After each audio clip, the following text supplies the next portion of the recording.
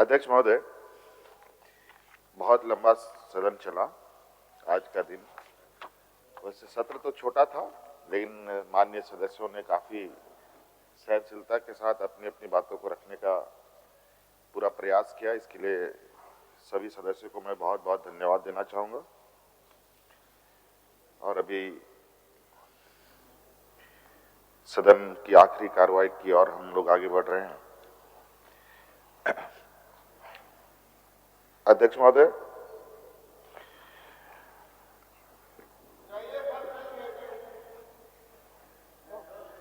अच्छा चले गए आप अध्यक्ष? आप लोग रहेंगे ना? चलिए, एक एक करके सब लोग बधाई दे रहे हैं, देख रहे हैं। माने आप लोग एक एक करके सबे बधाई दे रहे हैं। ठीक ठीक, नहीं नहीं, ये प्रजातंत्र का खूबसूरती है ये। चलिए ठीक। इस अंतिम घड़ी में जो सहयोग किया इन लोगों ने किया है, इसके लिए मैं इनको बहुत बहुत धन्यवाद दूंगा। जो सभी लोग उठ के चले गए, शायद कड़वी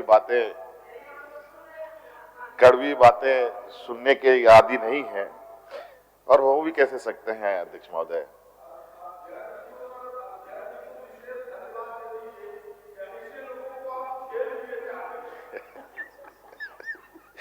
अध्यक्ष महोदय, और वो भी कैसे, 20 वर्षों तक जिस मखमल के खाट पर इन्होंने अपना समय गुजारा है, धूप छांव, दुख तकलीफ क्या होती है कभी तो इनको एहसास हुआ नहीं।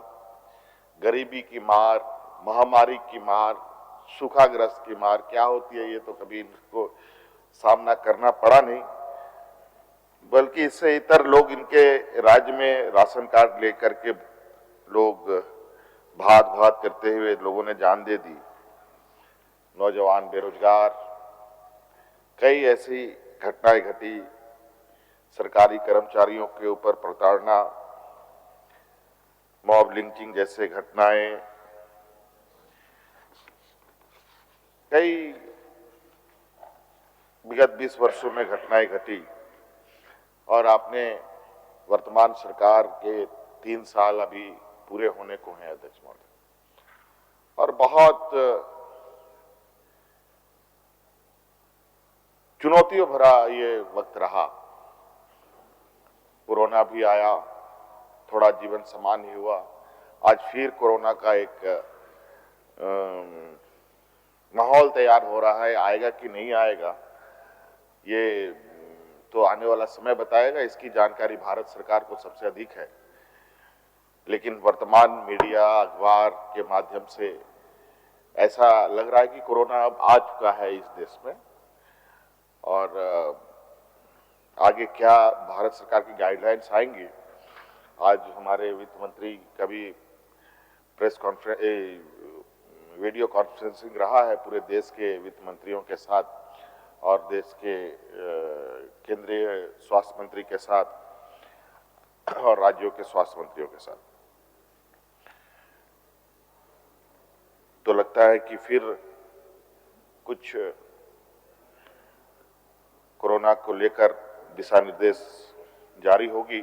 फिर क्या होगी राज्य में स्थिति, ये तो समय बीतते ही हम लोग बता पाएंगे। लेकिन कुल मिलाकर के यही कहा जाए अध्यक्ष महोदय कि जिस विपक्ष के पास यहाँ ना नेता हो, ना कोई मुद्दा हो, ना कोई दिशा हो, उसके साथ हम कैसे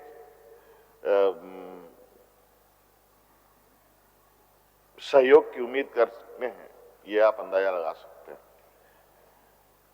बहुत सुनियोजित तरीके से इन लोगों ने नेता विहीन सदन बनाए रखा है।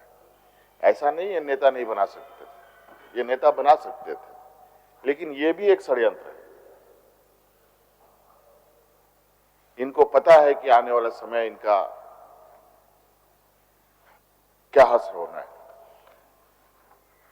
और एक मुखौटा के रूप में ने बाबूलाल मरांडी जी को आगे करके एक नेता का फॉर्मेलिटीज निभाया जा रहा है।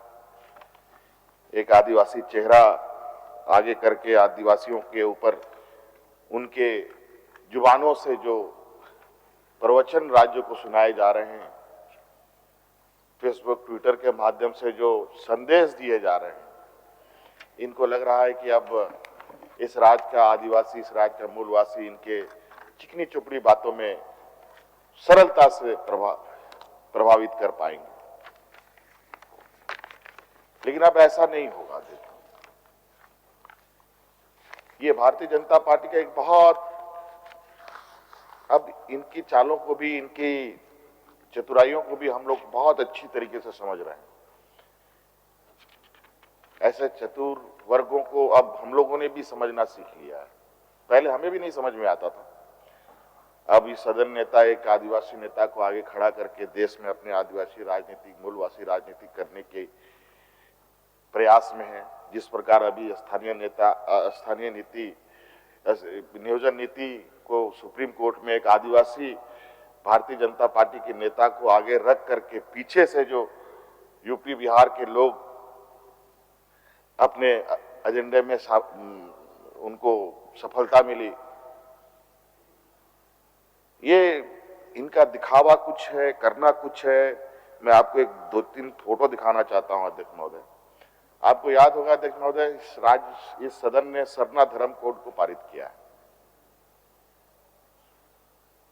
और कभी हमारे विपक्ष की तरफ से यह बात आती है कि यहां कोई सरना नहीं है, सब हिंदू है।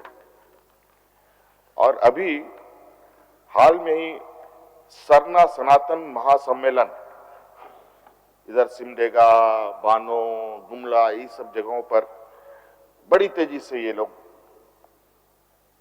गांव-गांव में, प्रखंडों में आयोजित कर रहे हैं।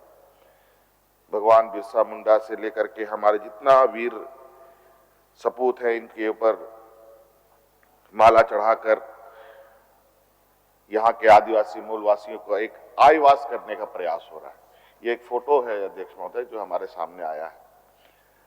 जब सरना कोड के आप सरना धर्म के इतने हितैषी दिख रहे हैं, होर्डिंग पोस्टर लगा करके हम सभाएं कर रहे हैं, लोगों को, ग्रामीणों को, आदिवासियों को, मूलवासियों को एकत्रित कर रहे हैं, तो आज इतने महीने हो चुके सरना धर्म कोड को दिल्ली भेजे हुए, उस पर अभी तक मोहर लगाने में कौन सी कार्रवाई हमारे विपक्ष के साथियों के द्वारा हुआ है, जरा ये भी बता देते हो।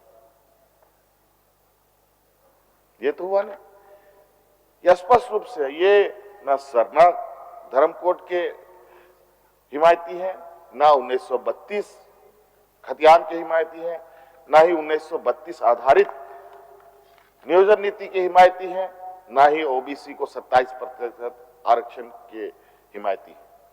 नहीं तो ये 20 साल में कुछ भी कर सकते थे अध्यक्ष महोदय। इस राज्य को उस जगह पर पहुंचाया जा सकता था जहां देश के अग्रणी राज्य के आसपास ये राज्य होता। इस राज्य को बड़ा षड्यंत्रकारी तरीके से देश के सर्वोच्च पिछड़े राज्यों में लाके खड़ा कर दिया। 20 वर्षों में क्या ओबीसी को आरक्षण ये 27% नहीं दे सकते थे? क्या 1932 का खतियान आधारित नियोजन नीति नहीं बना सकते थे? हाँ, इन लोगों ने नियोजन नीति स्थानीय नीति 1932 का प्रयास जरूर किया था, लेकिन वो ऐसा प्रयास रहा कि जहां पर इस राज्य में लोग एक दूसरे का खून का प्यासा हो गए। और ऐसा क्या हुआ कि हम लोग 1932 की चीजों को लाते हैं तो लोग रंग, गुलाल, अबीर लेकर के सड़कों पर मिठाई बांटते हैं। यही फर्क है अध्यक्ष महोदय उनके और हमारे निर्णयों में और मंशा में। आज हमारी मंशा क्या थी नियोजन नीति के माध्यम से अध्यक्ष महोदय? यहां एसटी, एससी, ओबीसी तो आरक्षण से आच्छादित लोग हैं, पिछड़े वर्ग आच्छादित है, इनको कुछ नहीं होने जा रहा था। मात्र 40% जनरल के माध्यम से जो बाहरी लोगों का यहां प्रवेश होना था, यह मुझे रोकना था।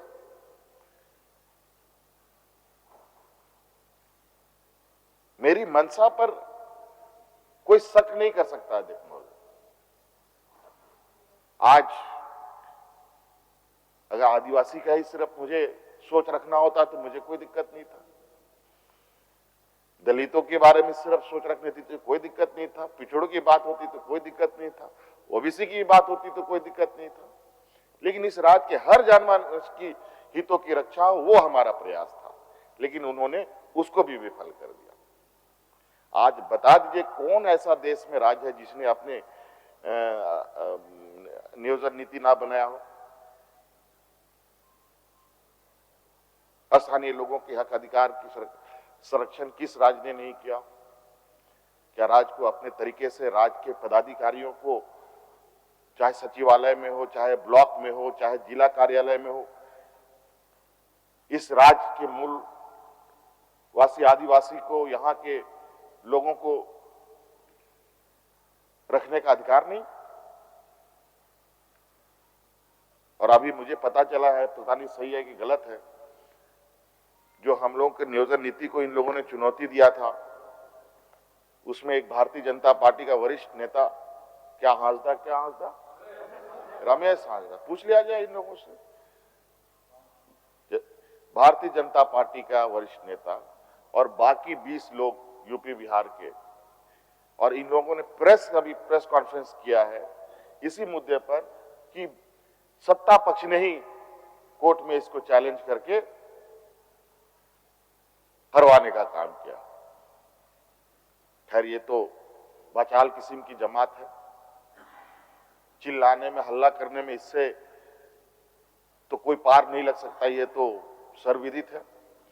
और इनको लगता है कि एक झूठ को 100 बार बोलो तो सच जैसा दिखता है तो लोगों को भी दिखेगा, लेकिन कितने दिन तक ये काम चलेगा? देखो, आज इनकी राजनीतिक सिर्फ ईडी, सीबीआई और सरकारी एजेंसियों के दरवाजे पर जाकर टिकी है।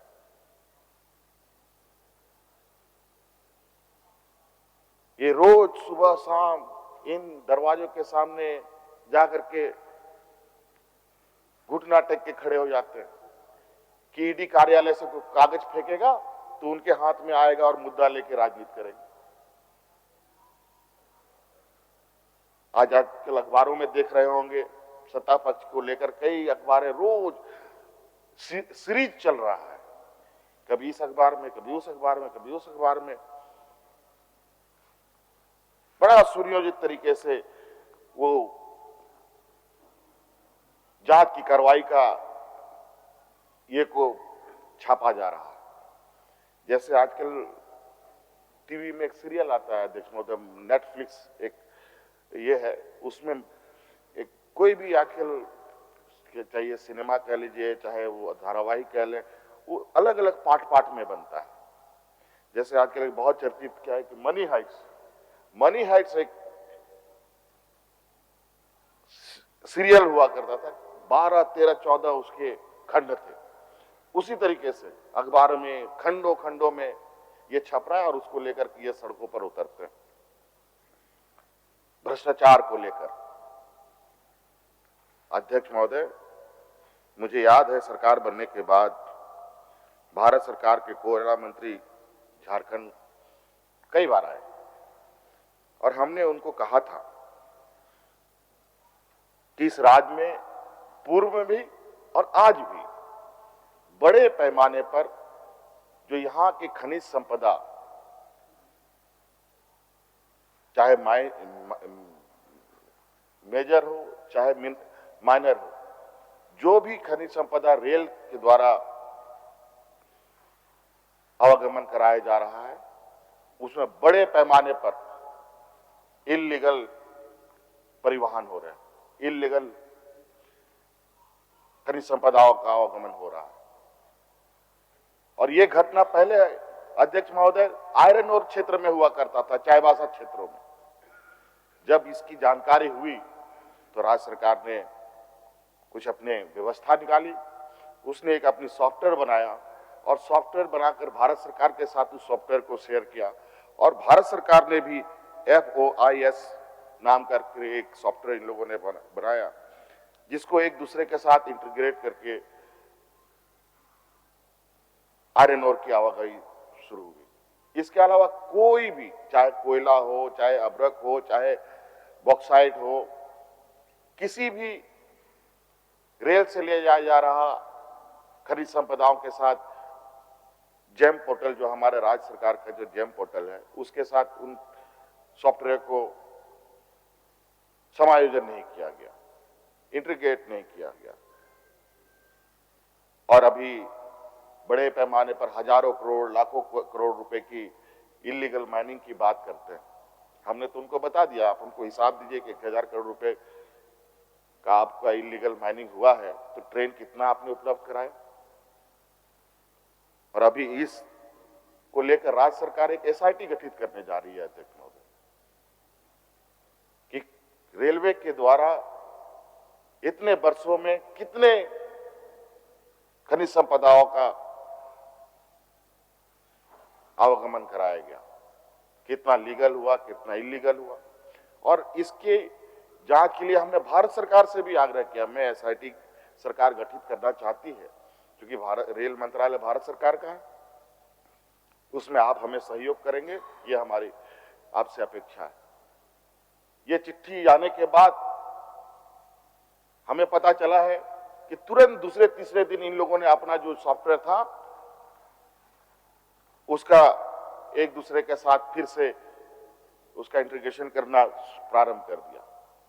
अब तो शायद उसका ये भी हो गया है, मतलब टेस्टिंग भी कर रहे हैं ये लोग। क्यों वर्षों तक, और राज्य सरकार के मंत्री आने तक कभी बोला 15 दिन में करेंगे, 20 दिन में करेंगे, महीने बीत गए, नहीं किया इन लोगों ने। पूर्व के समय तो नहीं है हुआ, वो अलग, जब जागे तो भी ये काम नहीं हुआ। अंततः हमने ये फैसला लिया कि अब हम ही लोगों को कुछ कदम उठाना पड़ेगा।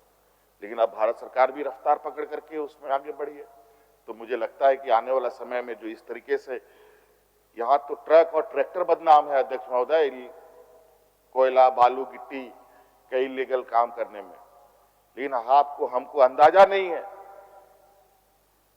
कि ट्रेनों के द्वारा कितना इलीगल माइनिंग हो रहा है और उसका मालिक कौन है। ट्रेन में जैसा बॉगी जुड़ा हुआ इंजन में के साथ 50-60 बॉगी जुड़े रहते हैं ना अध्यक्ष महोदय, उसी तरीके से नीचे से लेके ऊपर लेवल तक के लोग को इस बात की जानकारी। राज्य सरकार का इसमें कहीं कोई हस्तक्षेप नहीं।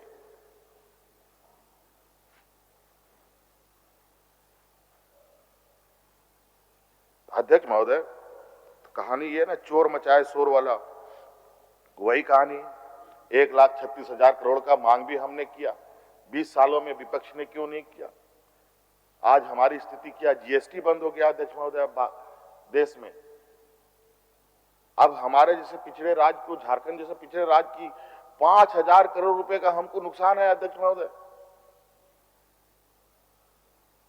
ये प्रोड्यूसिंग स्टेट है अध्यक्ष महोदय, यहाँ पर कंज्यूमर बहुत कम उस तरीके से नहीं है जैसे दिल्ली, मुंबई में है।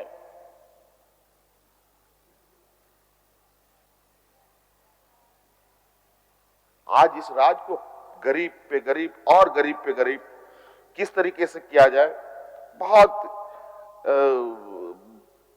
बड़े पैमाने पर इनका ग्रामीण स्तर से लेके हेडक्वार्टर लेवल तक में चलता है, लोगों को दिग्भ्रमित करने का। अध्यक्ष महोदय, प्रधानमंत्री हर व्यक्ति को घर देने की बात करते हैं, हर गरीब को घर देने की बात करते हैं। आपको पता है, मैं सदन को बताना चाहूंगा, 8 लाख से अधिक आवास स्वीकृति के लिए महीनों से भारत सरकार में पेंडिंग पड़ा हुआ है। वहां से परमिशन नहीं मिला तो गरीबों को हम लोग दें कहां से अध्यक्ष महोदय। हम लोगों ने अतिरिक्त गरीब को राशन देने का निर्णय लिया, पैसा भी राज्य सरकार देने को तैयार है, लेकिन एफसीआई अनाज देने को तैयार नहीं। जब वहां से थक हार गए तो मंत्री जी अब वैकल्पिक रास्ता से ओपन मार्केट से राशन खरीद के गरीबों को देने का इन्होंने निर्णय लिया।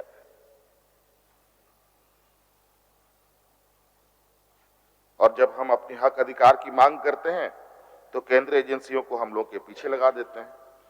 अध्यक्ष महोदय, आरक्षण पर जो बात हुआ, आरक्षण को लेकर, तो हम आपको बताएं कि जो स्थिति है आरक्षण में अध्यक्ष महोदय, देश में एसटी, एससी, ओबीसी की मैं थोड़ा सा आंकड़ा बताना चाहूंगा।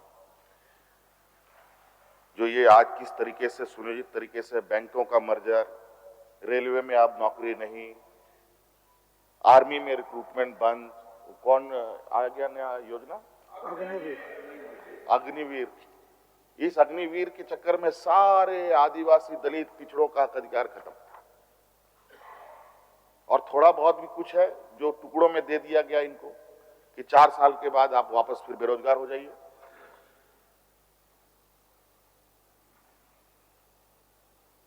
ग्रामीण क्षेत्र के नौजवान सबसे अधिक इन्हीं क्षेत्रों में नौकरी पाने के लिए दौड़ते थे अध्यक्ष महोदय।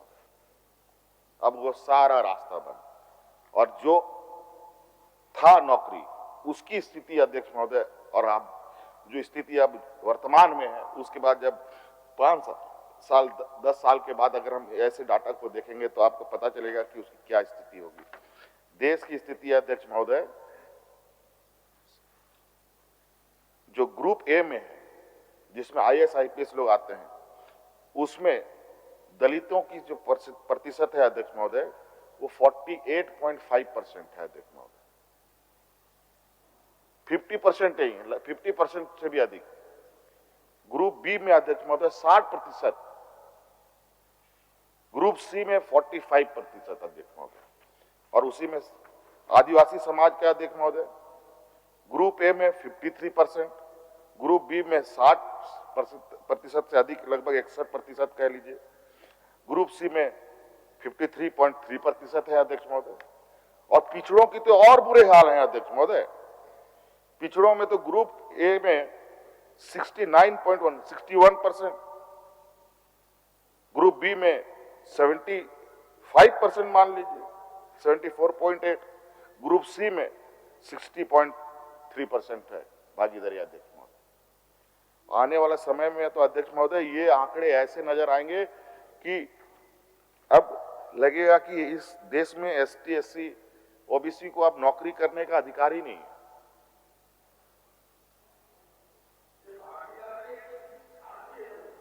हाँ, खाली है, खाली खाली खाली खाली। ये धीरे धीरे 100% में चला जाएगा अध्यक्ष महोदय। और आज यही वजह है अध्यक्ष महोदय, चपरासी की नौकरी में ग्रेजुएट और पीएचडी किए हुए बच्चे फॉर्म फिलअप कर रहे हैं। इतना डिस्ट्रेस है नौजवानों।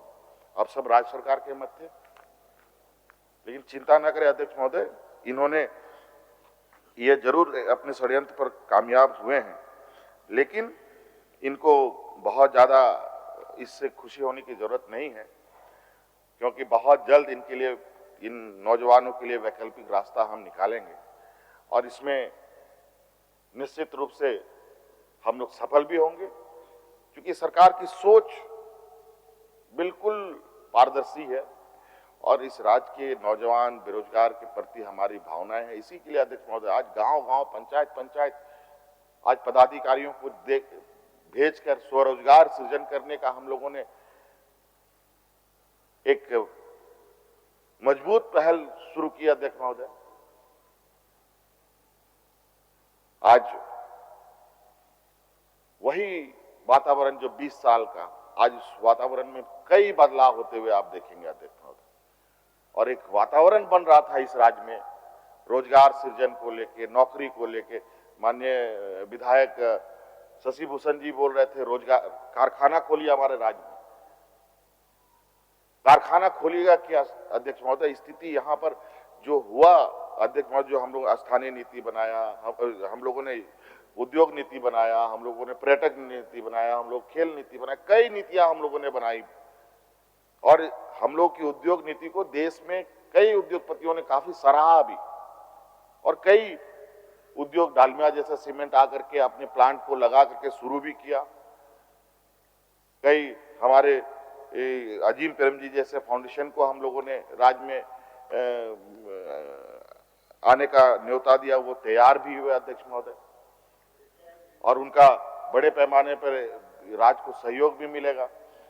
और इन सब को ध्यान में रखकर कई उद्योग घरानों से ये बातें चर्चाएं चल रही थी कि अब झारखंड में आकर के अपना निवेश करेंगे, लेकिन जो वातावरण एजेंसी, सरकारी एजेंसियों के द्वारा इन लोगों ने बना दिया इस राज्य में, इतना डरावना, इतना भयावह बनाया अभी वातावरण इस राज्य में, और ये सुनियोजित तरीके से इनको नहीं पच रहा है अध्यक्ष महोदय कि ये नौजवान, एक आदिवासी नौजवान यहाँ उसके कार्यकाल में इंडस्ट्री आकर के बैठे, यहाँ रोजगार सृजन हो, और आज इनके एजेंसियों को कार्रवाई से वो उद्योग घराने में एक डर पैदा हो गया है कि पता नहीं वहां पर एजेंसी क्या निर्णय लेगी, क्या करेगी, कहां जाएगी, किसके दरवाजे पे जाएगी, और सरकार को अस्थिर करने में लगे। सरकार बनने के दूसरे दिन से तो ये इस काम में लगे हैं, लेकिन सरकार का एक ईमानदार सोच, ये वजह है अध्यक्ष महोदय सरकार अपनी इतनी मजबूती के साथ यहां पर खड़ी है। अध्यक्ष महोदय अपनी भाषा, अपनी संस्कृति, अपनी सभ्यता, सभी लोग इस बात को मानते हैं। इस देश में कई राज्य हैं जो अपना भाषा संस्कृति के पर आधार पर अलग हुआ। आज क्यों नहीं हम अपने राज्य की भाषा संस्कृति को बचाने के लिए आगे बढ़े? अध्यक्ष महोदय, भाषा समाप्त होना मत, ये साधारण बात नहीं है। भाषा समाप्त तो संस्कृति समाज, सभ्यता समाज। आज ऐसे ही अंग्रेजी देश का दुनिया का सबसे अधिक बोलने वाला और उपयोग में लाने वाला भाषा नहीं हुआ अध्यक्ष महोदय। वो कई भाषाओं को उसने समाप्त कर दिया, कई संस्कृतियों को समाप्त कर दिया, कई देश के तो सभ्यता संस्कृति ही समाप्त कर दी।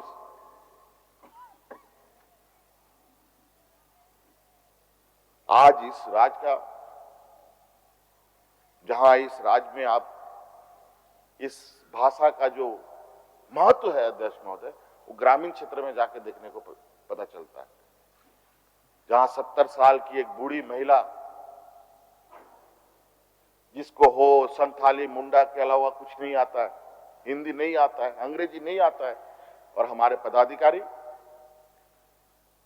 ना हो जान पाएंगे, ना संथाली जान पाएंगे, ऐसे लोग आएंगे तो विकास की योजनाओं का क्या लाभ मिलेगा उसको? वो क्या समझ पाएगा?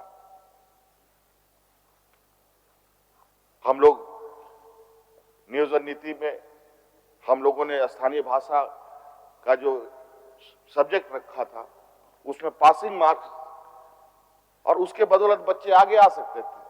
पिछले सरकार में भी स्थानीय भाषा को रखा जाता था, लेकिन अंतिम में जब उसका रिजल्ट प्रकाशन उसका ये आता था, उसमें वो स्थानीय भाषा का मार्क्स नहीं जोड़ा जाता।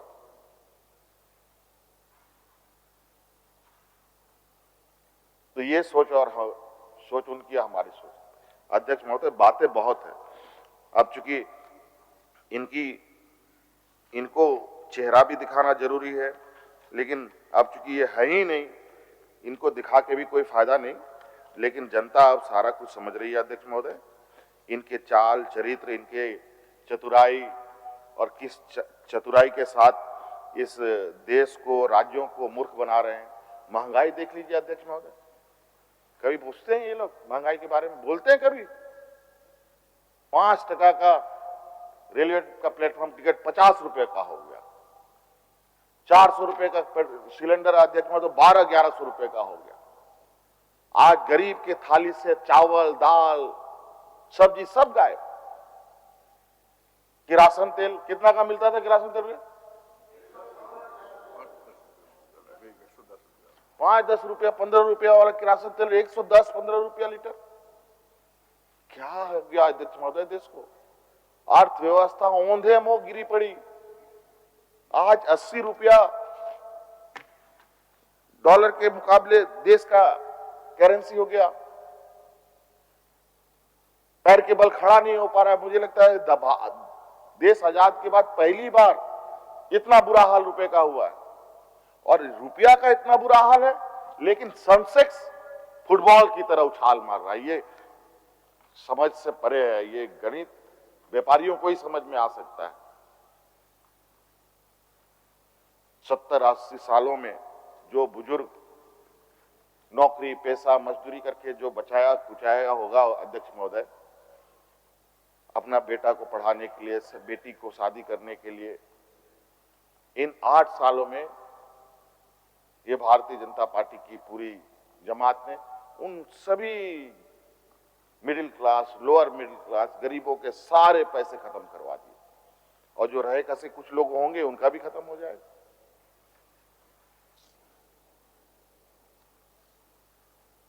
ये लोग जब महंगाई 1 रुपया 10 पैसा 50 पैसा बढ़ता था तो कैसे छाती पीटते थे,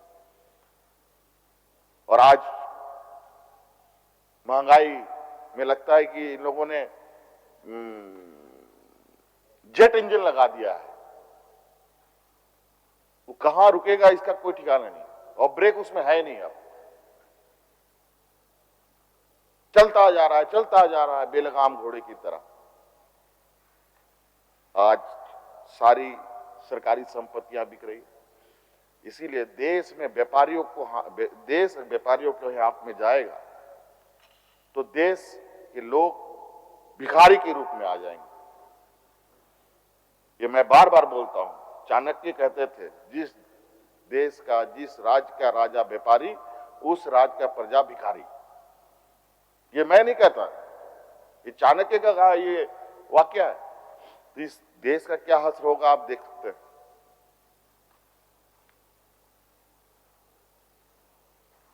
तो कई बातें अध्यक्ष महोदय एक एक करके याद आ रही है, अगर वो बातें शुरू होगी तो फिर रात बीत जाएगी। इनके घोटालों से लेकर के, इनकी कार्रवाई से लेकर के, इनकी निर्मम और निर्दयी चेहरे को देख करके तो बहुत वक्त लगेगा। मुझे लगता है कि बस इतने कम शब्दों में ही इनका असली चेहरा 20 वर्षों का अब लोग दोबारा याद करना चाहेंगे, अब संभव नहीं।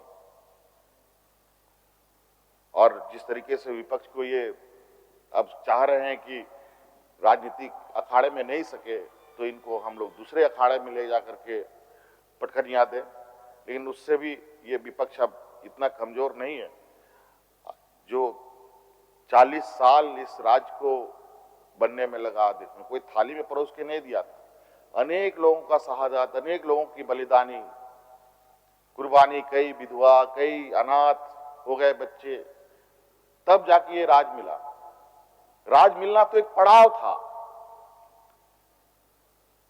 ये सोचा गया कि इस पड़ाव के बाद अधिकार का सिलसिला चालू हो जाएगा, लेकिन दुर्भाग्य ऐसे लोग जो इस राज के शोषक रहे हैं, वो तो ये कहते थे, अरे तुम लोग सपना देखो, कुछ ना राज मिलने वाला है ना कुछ होना है आप इस राज का। जब राज मिल गया तो बोला राज तो मिल गया, लेकिन सरकार उरकार नहीं बना पाओगे, सरकार में तो हम ही लोग रहेंगे।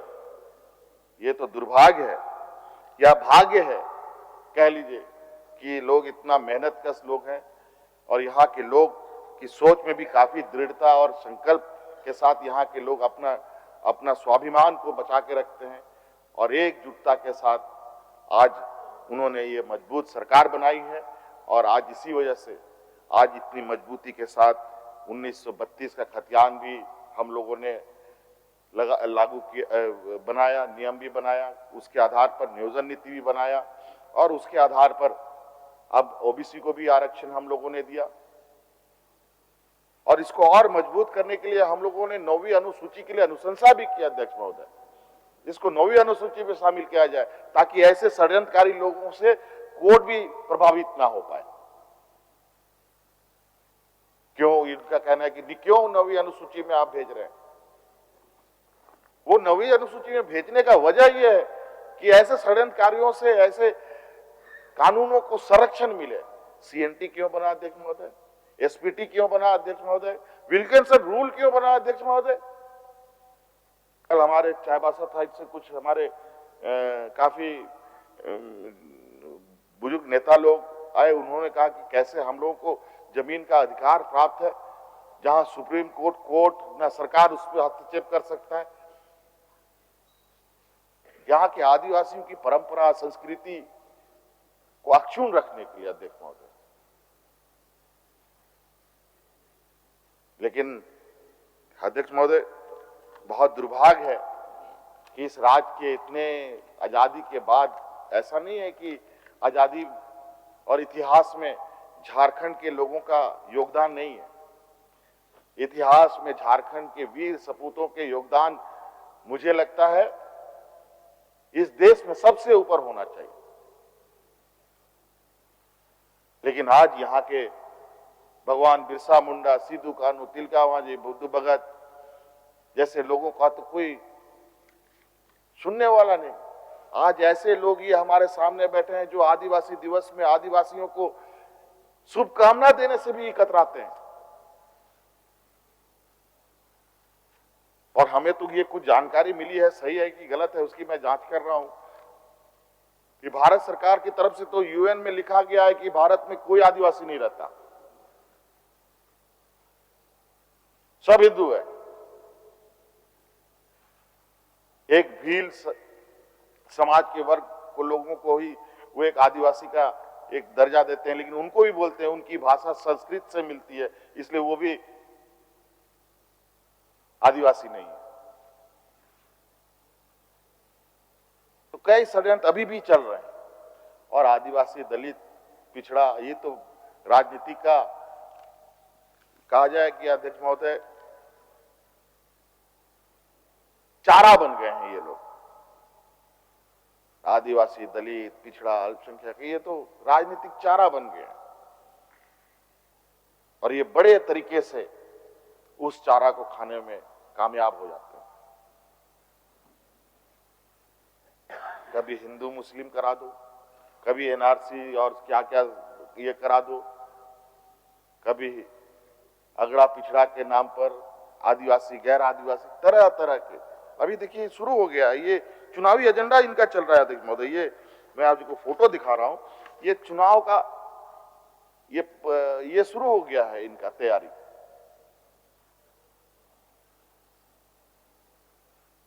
खैर इन पर भी हमारी कड़ी नजर है अध्यक्ष महोदय। इस राज्य में अब इनकी जितनी दाल, जितनी अत्याचार थी वो इन्होंने कर लिया है। अब इनका